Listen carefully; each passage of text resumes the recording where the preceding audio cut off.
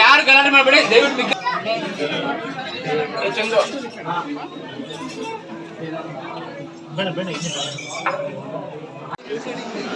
ಗುರುವೇ ಬ್ರಹ್ಮ, ಗುರುವೇ ವಿಷ್ಣು, ಗುರುವೇ ಸಾಕ್ಷಾತ್ ಪರಬ್ರಹ್ಮ ಅಂತಹ ಗುರುಗಳ ಪಾದಗಳಿಗೆ ನಮಸ್ಕರಿಸುತ್ತಾ ಈ ಹೊಂದನಕೆರೆಯ ಪ್ರತಿಯೊಬ್ಬ ಭಕ್ತಾದಿಗಳಿಗೂ ವೇದಿಕೆ ಮೇಲಿರುವಂಥ ಎಲ್ಲ ಗಣ್ಯರಿಗೂ ನನ್ನ ಪ್ರೀತಿಯ ನಮಸ್ಕಾರಗಳನ್ನು ತಿಳಿಸ್ತೀನಿ. ಎಲ್ಲದಕ್ಕಿಂತಲೂ ಮುಖ್ಯವಾಗಿ ನನ್ನ ಜೀವನದ ಉಸಿರಾಗಿರುವ ನಿಮ್ಮಂಥ ಕನ್ನಡದ ಕಲಾಭಿಮಾನಿಗಳಿಗೆ ನನ್ನ ಪ್ರೀತಿಯ ನಮಸ್ಕಾರ. ನೋಡಿ, ನಾವು ಕಲಾವಿದರು, ನಾವು ಬೆಂಗಳೂರಿನಲ್ಲಿರುವಂಥ ಕಲಾವಿದರಲ್ಲಿ ಹಂತನಕೆರೆಯಲ್ಲಿರುವಂಥ ಈ ಗಿರಿಸಿದ್ದೇಶ್ವರ ಮಠ ಎಲ್ಲಿಯ ಸಂಬಂಧ ನಮಗೆ? ನಾವಿಲ್ಲಿ ಬರಬೇಕು ಅನ್ನೋದು ಆ ಭಗವಂತನ ಆಶೀರ್ವಾದವಾಗಿತ್ತು. ಆ ಭಗವಂತನ ಅನುಗ್ರಹ ಇಲ್ಲದೆ ಏನೂ ಸಾಧ್ಯ ಇಲ್ಲ. ನಾನಿವತ್ತು ಬರ್ತೀನಿ ಅಂತ ನನ್ನ ಕನಸಲ್ಲೂ ಅಂದ್ಕೊಂಡಿರಲಿಲ್ಲ. ನಾನಿಲ್ಲಿ ಬರೋದಕ್ಕೆ ಸಿದ್ದೇಶ್ವರವರ ಆಶೀರ್ವಾದ ಹಾಗೂ ಗುರುಗಳ ಪ್ರೇರಣೆ ಒಂದಾದರೆ, ನನ್ನನ್ನು ಇಲ್ಲಿ ಕರ್ಕೊಂಡು ಬರಲೇಬೇಕು ಅಂತ ನಿಜವಾಗ್ಲೂ ಆಸೆ ಪಟ್ಟಿದ್ದು ಅದು ಇವರು ದಯಾನಂದ ಅಂತ. ಅವರು ನನ್ನನ್ನು ಇಲ್ಲಿ ಕರ್ಕೊಂಡು ಬಂದು ಅದೆಲ್ಲವೂ ಒಂದು ಪ್ರೇರಣೆ ಅಂತ ಹೇಳೋದು. ನಾವಾಗಿ ಏನು ಮಾಡೋದಕ್ಕೆ ಸಾಧ್ಯ ಇಲ್ಲ. ಬಹುಶಃ ಈ ಕಾರ್ತಿಕ ಮಾಸದಲ್ಲಿ ದೇವರ ಸನ್ನಿಧಿ ಎಷ್ಟು ಪವಿತ್ರವಾದದ್ದು ಅಂತ ನಿಮಗೆಲ್ಲರಿಗೂ ಗೊತ್ತಿದೆ. ಇಂಥ ಪವಿತ್ರವಾದಂಥ ಈ ಸನ್ನಿಧಿಯಲ್ಲಿ ಈ ಕಾರ್ತಿಕ ಮಾಸದಲ್ಲಿ ನನ್ನನ್ನು ಈ ಮಠಕ್ಕೆ ಬರಮಾಡಿಕೊಂಡಿದ್ದು ಬಹುಶಃ ನನಗೆ ನನ್ನ ಈ ಜನ್ಮದ ಪುಣ್ಯ ಅಂತಲೇ ನಾನು ಭಾವಿಸ್ತೀನಿ ಗುರುಗಳೇ.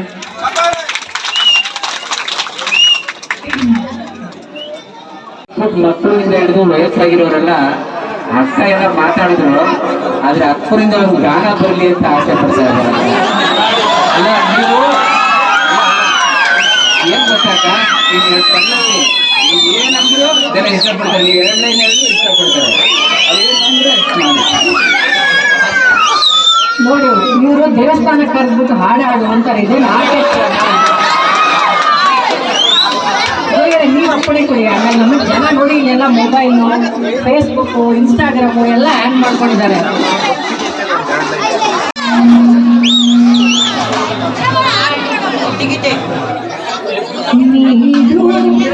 ಹಲೋ, ನೀಡು ಶಿವ ನೀಡದಿರು ಶಿವ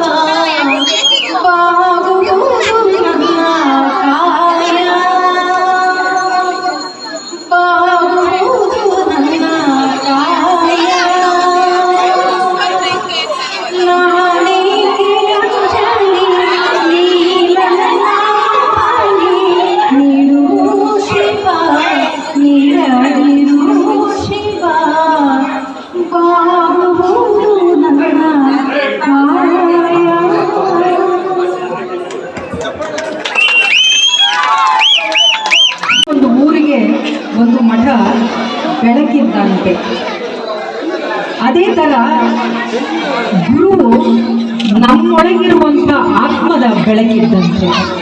ಇವೆರಡೂ ಕೂಡ ಒಂದು ಊರಿಗೆ ತುಂಬಾ ಮುಖ್ಯ ಆಗುತ್ತೆ. ಮಠ ಅನ್ನೋದು ಕೇವಲ ಈ ಸಿಮೆಂಟು ಕಲ್ಲಿಂದ ಕಟ್ಟಿರುವಂಥ ಒಂದು ಕಟ್ಟಡ ಮಾತ್ರ ಅಲ್ಲ, ಇದು ನಮ್ಮ ಸಂಸ್ಕೃತಿಯ ಆಧಾರ ಸ್ತಂಭ. ಅದನ್ನು ಉಳಿಸ್ಕೊಳ್ಬೇಕಾಗಿರುವಂಥ, ಬೆಳೆಸ್ಕೊಳ್ಬೇಕಾಗಿರುವಂಥ ಜವಾಬ್ದಾರಿ ಪ್ರತಿಯೊಬ್ಬ ಭಕ್ತರಾದಂಥ ನಮ್ಮಲ್ಲಿದೆ. ಇಂಥ ಒಂದು ಒಳ್ಳೆಯ ಮಠವನ್ನು, ಇಂಥ ಒಳ್ಳೆಯ ಗುರುವನ್ನು ಪಡೆದಂಥ ನೀವೇ ಈ ಹಂದಿನಕೆರೆಯ ಗ್ರಾಮದ ಪ್ರತಿಯೊಬ್ಬ ಜನರು ಕೂಡ ನೀವು ಪುಣ್ಯ ಮಾಡಿದಿರಿ ಅಂತ ನಾನು ಹೇಳ್ತೀನಿ. ಅಂಥ ಒಂದು ಒಳ್ಳೆಯ ಪುಣ್ಯ ಕ್ಷೇತ್ರದಲ್ಲಿ ನೀವೆಲ್ಲರೂ ಇದ್ದೀರಿ.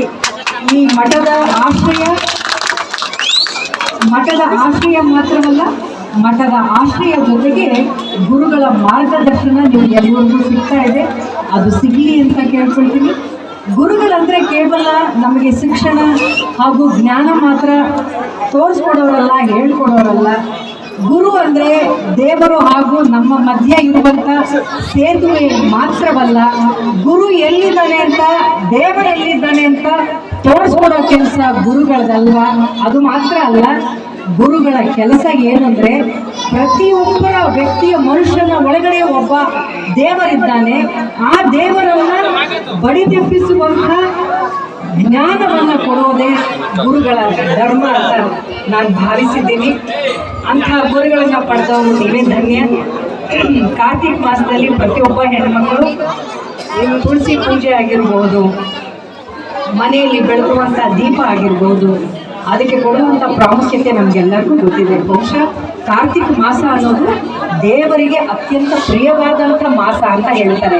ಈ ಕಾರ್ತಿಕ ಮಾಸದಲ್ಲಿ ನಾವು ಪುಣ್ಯಕ್ಷೇತ್ರಗಳಿಗೆ ಹೋಗಲಿ, ಪುಣ್ಯದ ಕೆಲಸಗಳು ಮಾಡಲಿ, ಮನೆಯಲ್ಲಿರುವ ಗುರು ಹಿರಿಯರಿಗೆ ಅವರ ಸೇವೆ ಮಾಡೋದ್ರ ಮೂಲಕ, ಬಡಬಗ್ಗರಿಗೆ ದಾನ ಮಾಡೋದ್ರ ಮೂಲಕ ಹೆಚ್ಚು ಪುಣ್ಯವನ್ನು ಪಡ್ಕೊಳ್ಬಹುದು ಈ ಮಾಸದಲ್ಲಿ ಅನ್ನುವಂಥ ಪ್ರತೀತಿ ಇದೆ.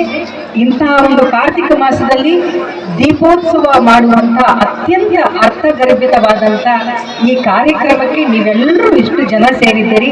ಆ ಭಗವಂತ ನಿಮ್ಮೆಲ್ಲರಿಗೂ ಒಳ್ಳೆಯದನ್ನು ಮಾಡಲಿ.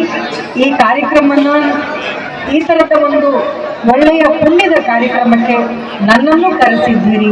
ಈ ಪುಣ್ಯ ಸ್ಥಳಕ್ಕೆ ನನ್ನನ್ನು ಭೇಟಿ ಮಾಡೋ ಹಾಗೆ ಮಾಡಿದಂಥ ಗುರುಗಳಿಗೂ ಕೂಡ ನಾನು ಅತ್ಯಂತ ಪ್ರೀತಿಯ ಧನ್ಯವಾದಗಳನ್ನು ತಿಳಿಸ್ತಾ, ನಿಮ್ದೆಲ್ಲ ನೋಡಿ ತುಂಬಾ ಖುಷಿ ಆಯಿತು. ನೀವು ಯಾವಾಗಲೂ ನನ್ನನ್ನು ನೋಡಬೇಕು ಅಂದರೆ ನಿಮ್ಮ ಮನೇಲಿ TV ಆನ್ ಮಾಡಿದ್ರೆ ಸಾಕು, ನಾನು ಬರ್ತೀನಿ. ಆದರೆ ನನಗೆ ನಿಮ್ಮನ್ನು ನೋಡಬೇಕು ಅಂದ್ರೆ ನನ್ನ ಮನೇಲಿ ಏನು ಆನ್ ಮಾಡಿದ್ರು ನೀವು ಬರಲ್ಲ. ಸೊ ಭಗವಂತ ಒಂದು ಪ್ರೇರಣೆ ಕೊಟ್ಟಿದ್ದ, ನಿಮ್ಮನ್ನೆಲ್ಲ ಪ್ರೀತಿಸುವಂಥ ಇಂಥ ಜನರನ್ನ, ಮುಗ್ಧ ಜನರನ್ನ, ಇಂಥ ಅಭಿಮಾನವನ್ನ ನೋಡುವಂಥ ಅವಕಾಶ ನನಗೆ ಭಗವಂತ ಕಲ್ಪಿಸಿದ್ದು ತುಂಬಾ ಖುಷಿ ಆಯಿತು. ನಿಮ್ಮ ದೇವರ ಆಶೀರ್ವಾದ ನಿಮ್ಮ ಮೇಲಿರಲಿ, ನಿಮ್ಮಂಥ ಕನ್ನಡಿಗರ ಆಶೀರ್ವಾದ ನನ್ನ ಮೇಲಿರಲಿ ಅಂತ ನಾನು ಸದಾ ಕೇಳ್ಕೊಳ್ತೀನಿ. ಈ ಮಠದ ಆಶೀರ್ವಾದ ಇಲ್ಲಿರುವಂಥ ಪರಂಪರೆಯನ್ನ, ಸಂಸ್ಕೃತಿಯನ್ನ ಬೆಳೆಸ್ಕೊಂಡು ಹೋಗಿ, ಆಗ್ಲೇ ರಾಜಶೇಖರ್ ಅವರು ಹೇಳಿದಾಗೆ ಈ ಮಠವನ್ನ ಉಳಿಸ್ಕೊಂಡು ಹೋಗುವಂತ ಜವಾಬ್ದಾರಿ ಪ್ರತಿಯೊಬ್ಬರಲ್ಲೂ ಇದೆ. ಬೆಳೆಸೋಷ್ಟು ದೊಡ್ಡವ್ರು ನಾವು ಯಾರೂ ಅಲ್ಲ, ಅದನ್ನ ಉಳಿಸ್ಕೋಬೇಕು. ಹಾಗೆ ಕನ್ನಡವನ್ನು ಅಷ್ಟೇ. ನಾವು ನವೆಂಬರ್ ಕನ್ನಡ ರಾಜ್ಯೋತ್ಸವ ಅಂತ ಹೇಳ್ತಾ ಇರ್ತೀವಲ್ಲ, ಕನ್ನಡವನ್ನ ಬೆಳೆಸೋಷ್ಟು ನಾವು ಯಾರು ದೊಡ್ಡವರಲ್ಲ. ಕನ್ನಡವನ್ನ ಬಳಸಿದರೆ ಸಾಕು, ಕನ್ನಡ ತನಗೆ ತಾನೇ ಬೆಳೆಯುತ್ತದೆ ಅಂತ ಹೇಳ್ತಾ, ಎಲ್ಲ ಕನ್ನಡದ ಮಕ್ಕಳಿಗೆ, ಎಲ್ಲ ಕನ್ನಡದ ಮನಸ್ಸುಗಳಿಗೆ, ಈ ಮಠದ ಎಲ್ಲ ಭಕ್ತರಿಗೆ ನನ್ನ ಪ್ರೀತಿಯ ನಮಸ್ಕಾರಗಳನ್ನು ತಿಳಿಸ್ತೀನಿ. ಭಗವಂತನ ದಯೆ, ಗುರುಗಳ ಆಶೀರ್ವಾದ ಹೀಗೆ ಇದ್ರೆ ಇನ್ನೊಮ್ಮೆ ಬಂದು ಈ ಮಠವನ್ನು, ಅಲ್ಲೆಲ್ಲೋ ಬೆಟ್ಟ ಹತ್ತಬೇಕು ಅಂತ ಎಲ್ಲರೂ ಹೇಳ್ತಾ ಇದ್ರು, ಆ ಬೆಟ್ಟ ತುಂಬಾ ಚೆನ್ನಾಗಿದೆ ಅಂತ. ಖಂಡಿತ ಇನ್ನೊಂದ್ಸರಿ ಆ ಭಗವಂತನ ಆಶೀರ್ವಾದ ಇದ್ರೆ ಬಂದು ಬೆಟ್ಟವನ್ನು ಹತ್ತುತ್ತೀನಿ, ನಿಮ್ಮೆಲ್ಲರ ಪ್ರೀತಿಯನ್ನ ಮತ್ತೆ ಪಡಿತೀನಿ ಅಂತ ಹೇಳ್ತಾ ನನ್ನ ಪ್ರೀತಿಯ ಧನ್ಯವಾದಗಳನ್ನ ತಿಳಿಸ್ತೀನಿ. ನಮಸ್ಕಾರ.